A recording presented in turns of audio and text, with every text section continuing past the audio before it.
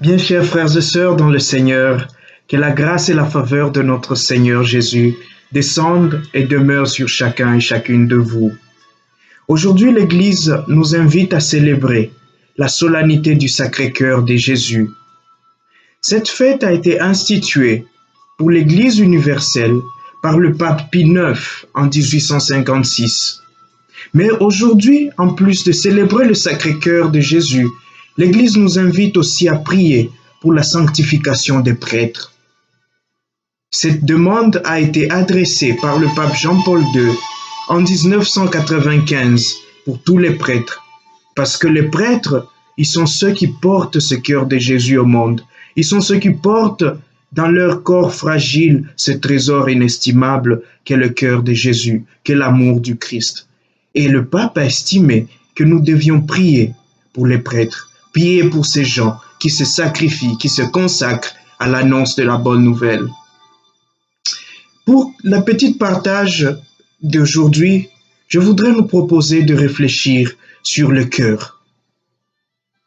Puisque nous célébrons le cœur de Jésus, de quoi s'agit-il?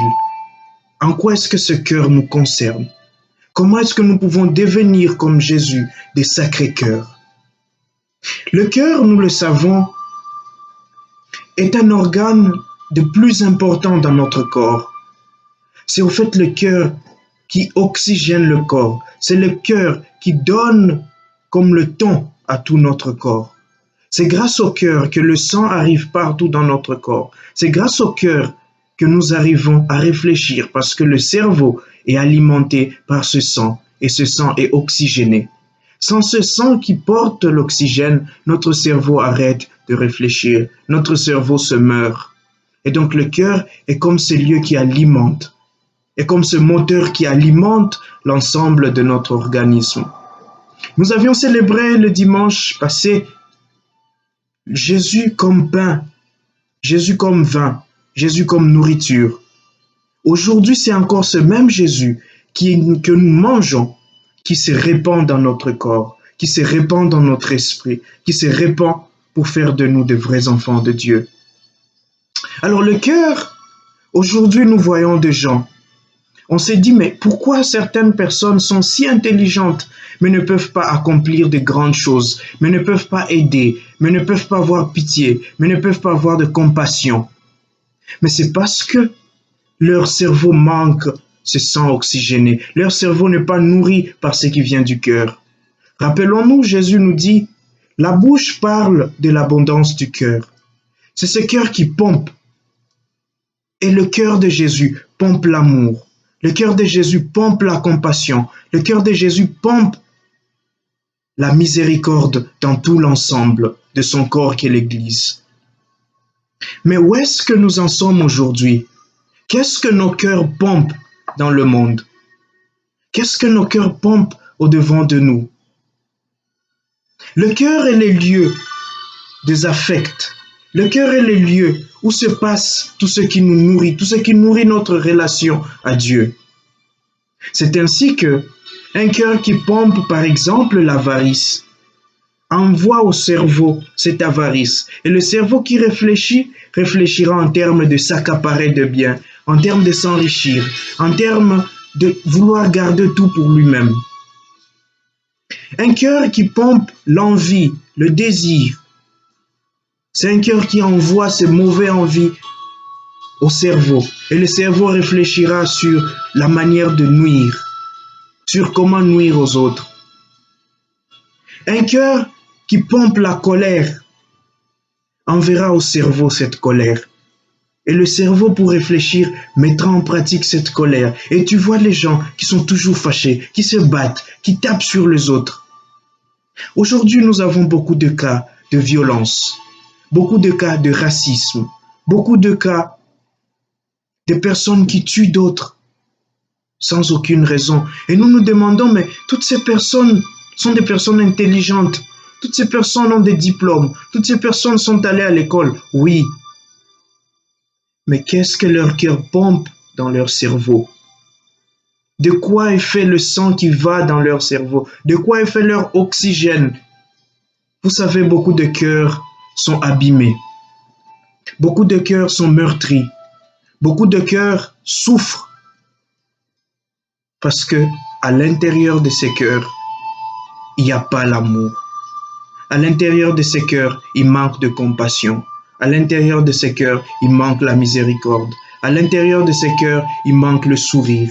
À l'intérieur de ces cœurs, il manque l'amour. C'est cela que nous célébrons aujourd'hui.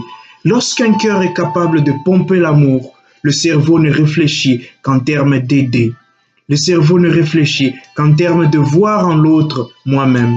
Le cerveau ne réfléchit qu'en termes de ne donner à ceux qui n'en ont pas. Lorsqu'un cœur pompe la miséricorde, tout notre corps est rempli de miséricorde. Tout notre corps est rempli de cet élan de générosité. Tout notre corps souffre de voir d'autres personnes souffrir. Lorsque notre corps pompe le sourire, notre cerveau envoie des ondes positives autour de nous. Notre vie est une vie que les gens désirent. Les gens ont envie d'être autour de nous. Les gens ont envie d'être auprès de nous. Et en ce jour, je nous demande, chers frères, chères sœurs, de réfléchir, de nous demander qu'est-ce qui est dans notre cœur, qui pompe notre cœur dans notre corps. Parce que le cœur, c'est cette pompe. Et qu'est-ce que notre cœur pompe dans notre corps? Mais pour trouver le bon sang, pour trouver le sang bien oxygéné, on doit bien s'alimenter. Le cœur doit recevoir les bons aliments.